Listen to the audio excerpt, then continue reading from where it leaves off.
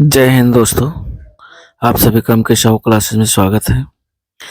आज एक घटना चक्र विश्व का भूगोल जो चल रहा था उसका 23वां लेक्चर है। इसमें हम सभी लोग देखेंगे नदियों द्वारा निर्मित स्थल। तो नदियों द्वारा निर्मित स्थल से रिलेटेड फैक्ट देख ले रहे हैं और इससे रिलेटेड अब तक जो भी क्वेश्चन PYQ बने हुए हैं या जो क्वेश्चन अब तक पूछे गए हैं उन प्रश्नों को हम लोग व्याख्यात्मक प्रश्नों के साथ देखेंगे। तो दोस्तों वीडियो बहुत ही छोटा है लेकिन बहुत ही इम्पोर्टेंट है। यहाँ से क्वेश्चन अक्सर आपके एग्जाम में देखने को मिलते हैं, चाहे वो अपकमिंग कोई भी एग्जाम हो, RO हो, UPPCS हो, SSC हो या TGT, PGT, LT, JIC, सभी के लिए बहुत इम्पोर्टेंट है। तो इसमें हम लोग देखेंगे नदियों द्वारा निर्मित स्थल रूप। चूँकि नदियाँ जो है स्थल रूप का निर्माण करती हैं तो उससे रिलेटेड यहाँ क्वेश्चन बनते हैं। सबसे पहले फैक्ट देखते हैं। कह रहा नदियाँ अपर्दन। अपर्दन मतलब होता है कटाव। नदियाँ जो होती हैं वो कटाव या अपर्दन, परिवहन तथा निक्षेपण कार्यों द्वारा अपने उद्गम स्रोत से लेकर मुहाने तक विभिन्न प्रकार के स्थलाकृतियों का निर्माण करती हैं। और वह स्थलाकृतियों के बारे में हम लोग जानेंगे। पहला जो इसमें है स्थलाकृति वो है महाखड्ड अथवा गार्च। महाखड्ड अथवा गार्च से क्वेश्चन बना हुआ है। इसमें कह रहा है कि उच्च पर्वतीय प्रदेशों में जब नदी कठोर चट्टानों में प्रवाहित होती है, ये ऊंचे पर्वतीय प्रदेशों में जब नदी कठोर चट्टानों पर प्रवाहित होती है तो उसका अधिकांश कार्य लंबवत अपर्दन का होता है। और इस प्रकार के किनारे पर कठोर चट्टानें पूर्ववत खड़ी रहती हैं और एक गहरी घाटी का निर्माण होता है जिसे गार्ज कहते हैं। जो गहरी घाटी बनती है और उस गहरी घाटी को गार्ज का नाम दिया गया। जैसे चीसा पानी गार्ज जो कि आपके नेपाल में पड़ता है में स्थित है। इसका निर्माण कर्णाली नदी द्वारा होता है। कर्णाली नदी नेपाल की सबसे लंबी नदी है, ये भी ध्यान रखिएगा, क्योंकि कर्णाली नदी का जो है ये आपके कर्णाली नदी नेपाल में है और ये नेपाल की सबसे लंबी नदी है। अपने तेज बहाव के कारण ये विभिन्न गार्जों का निर्माण करती है। और दूसरा है कैनियन, जो कि कैनियन एक गार्ज का विस्तृत रूप है। और ग्रांड कैनियन ये संयुक्त राज्य जो ग्रांड कैनियन है ये संयुक्त राज्य अमेरिका का एरिजोना प्रांत में कोलोराडो नदी पर स्थित एक खड्ड है। खड्ड का मतलब गार्ज है। आगे हम लोग देखते हैं, अक्सर क्वेश्चन पूछता है कि V आकार की घाटी और U आकार की घाटी से रिलेटेड। तो जो तीसरा है वो V आकार की घाटी बनाती है, जो कि विश्व की अधिकांश नदियों द्वारा चट्टानों का लंबवत कटाव तथा पार्श्विक कटाव साथ साथ होता है और इन नदियों द्वारा V आकार की घाटी का निर्माण होता है। तो और अगला है जलप्रपात। जलप्रपात क्या होता है? जब नदी का जल अचानक ऊंचाई से नीचे गिरता है तो उसे जलप्रपात कहा जाता है। यानी नदी का जल अचानक ऊंचाई से नीचे गिरता है तो उसे जलप्रपात कहते हैं। और पांचवा है क्षिप्रिकाएं। क्षिप्रिकाएं जब नदी के मार्ग में कठोर तथा कोमल चट्टानें अनुप्रस्थ दिशा में स्थित होती हैं तो नदी की तलहटी उबड़ खाबड़ हो जाती है और इस ढाल पर नदी का जो जल होता है वह तीव्र झोंके से आगे बढ़ता है, जिसे क्षिप्रिका कहते हैं। और अगला जो छठा है वो है जल गर्तिका। तो जो जल गर्तिका है ये नदी की तलहटी पर जल द्वारा बने गर्त को जल गर्तिका कहते हैं। और नेक्स्ट है सातवां, कह रहा आधा कर्तित विसर्प।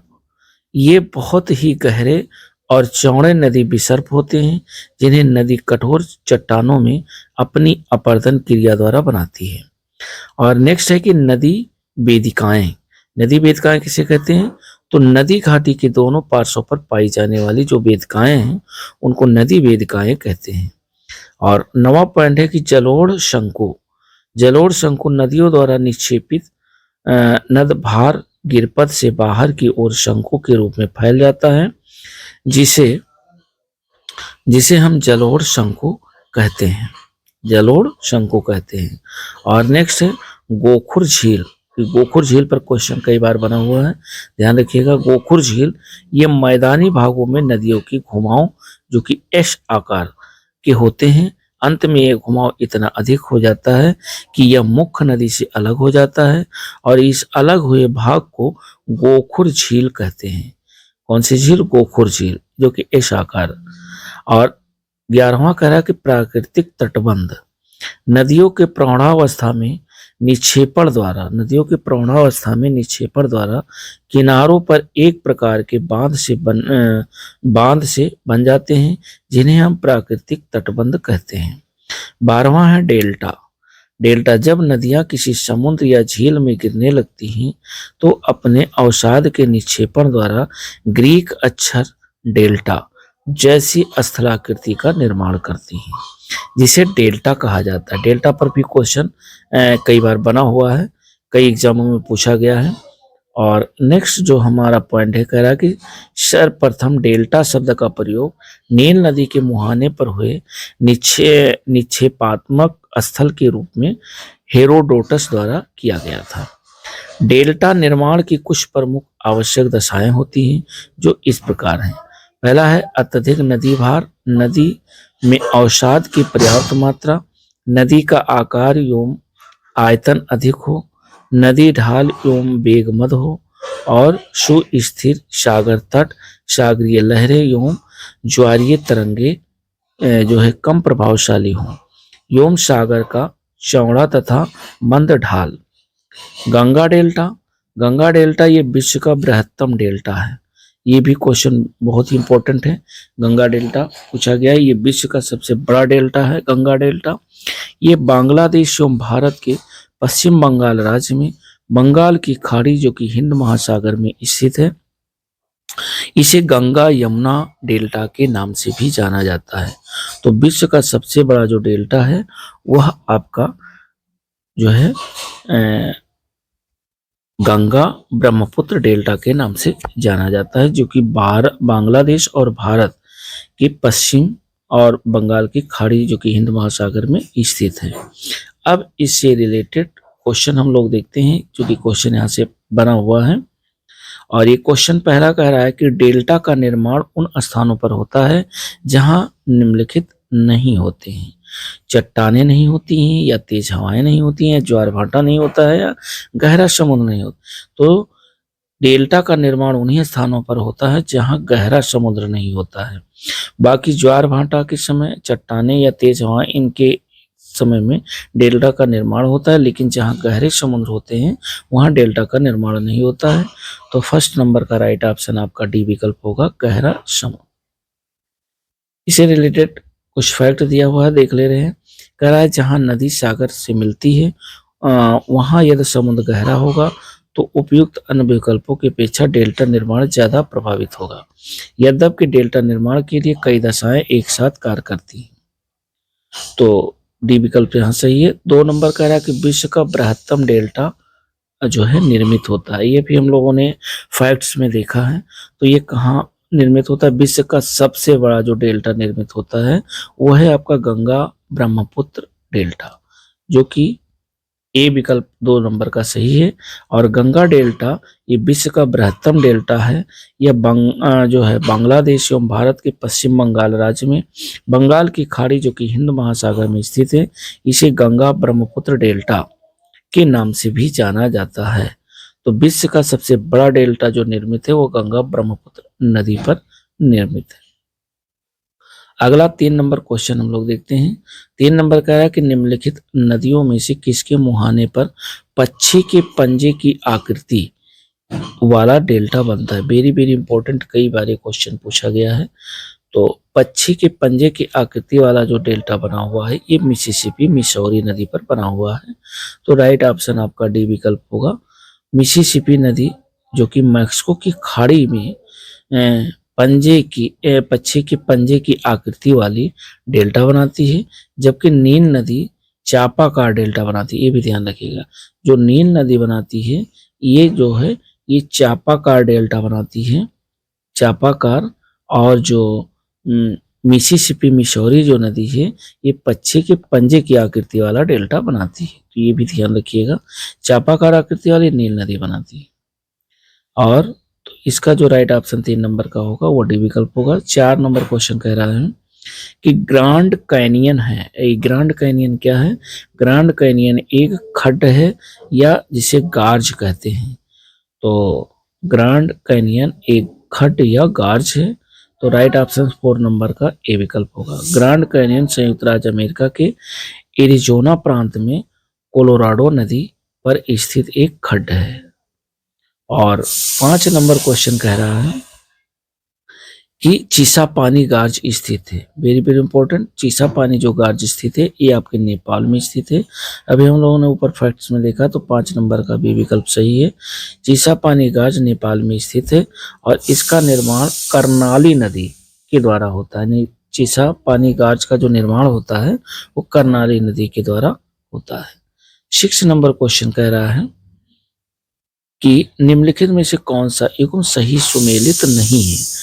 अब कैनियन नदी, ज्यूजन वायु और इंसेल वर्ग हिमनद और मोरन हिमनद, तो इसमें जो सी ऑप्शन है इंसेल वर्ग जो हिमनद है ये आपका सही नहीं है। बाकी ए बी और डी ये सुमेलित है। और कह रहा है सुमेलित नहीं है तो सुमेलित नहीं है, आपका सी विकल्प सुमेलित नहीं है। और आगे कह रहा है कि कैनियन का निर्माण नदियों द्वारा होता है। ये बी आकार की घाटी के रूप में होती हैं और जिनमें किनारे की दीवार अत्यंत बड़े ढाल वाली होती हैं तथा चौड़ाई की अपेक्षा गहराई अधिक होती है। मोरेन का निर्माण हिमनद की निक्षेप जनित क्रिया द्वारा होता है। हिमनद अपने साथ बारीक कणों वाले पदार्थों से लेकर बड़े बड़े शिलखंडों का परिवहन करता है। इन पदार्थों को जब हिमनद बहाकर नहीं ले जाता पाता है तो इनका निक्षेप हो जाता है और इसी निक्षेप को हिमोड़ या मोरेन कहते हैं। साथ ही साथ इसके निक्षेप हो जाता है, इसी निक्षेप को हिमोड़ या मोरेन कहते हैं। इसके अलावा जियोजेन तथा इंसेल्वर का निर्माण पवन द्वारा किया जाता है। मरुस्थलों में अपक्षय तथा अपर्दन से कोमल चट्टानें आसानी से कट जाती हैं, परंतु कठोर चट्टानें अवशेष के रूप में टीलों के रूप में बच जाती हैं, जिन्हें इंसेल्वर कहा जाता है। पवन की अपर्दन प्रक्रिया के फलस्वरूप मरुस्थलीय भाग में चट्टानों से ढक्कनदार दावात के समान आकृतियों का निर्माण होता है। ऐसे स्थल रूपों को जियोजन कहा जाता है। और लास्ट क्वेश्चन 7 नंबर कह रहा है कि नोबी और कांतो मैदान निम्न में से किस देश में स्थित है। तो नोबी और कांतो मैदान जो स्थित हैं वो आपके जापान में स्थित है। नोबी ये जापान में लगभग 1800 वर्ग किलोमीटर में फैला मैदान है जो ईबी, किशो, नागरा एवं सोनाई नदियों द्वारा लाए गए जलोढ़ मृदा से निर्मित है। और जो कांतो है ये आपका जापान का सबसे बड़ा मैदानी क्षेत्र है जो होन्शु द्वीप के पूर्वी भाग में स्थित कांतो क्षेत्र में लगभग 17,000 वर्ग किलोमीटर में फैला हुआ है। तो दोस्तों ये वीडियो बहुत ही छोटी थी और वीडियो कैसी लगी? अच्छी लगी तो लाइक, शेयर और सब्सक्राइब जरूर करें। ये 23वां लेक्चर था घटना चक्र विश्व का भूगोल। इससे पहले 22 लेक्चर जो है अपलोड किए गए हैं। जो लोग ना देखे हों वो chapter by lecture by lecture और टॉपिक बाय टॉपिक आप देख सकते हैं। इसकी प्लेलिस्ट बनी हुई सामान्य घटना चक्र भूगोल। सामान्य घटना चक्र भूगोल के अंतर्गत भारत का भूगोल है और उसके बाद आपको विश्व के भूगोल के चैप्टर लेक्चर वाइज लेक्चर आपको मिल जाएंगे। तो मिलते हैं नेक्स्ट वीडियो के साथ, तब तक के लिए नमस्कार।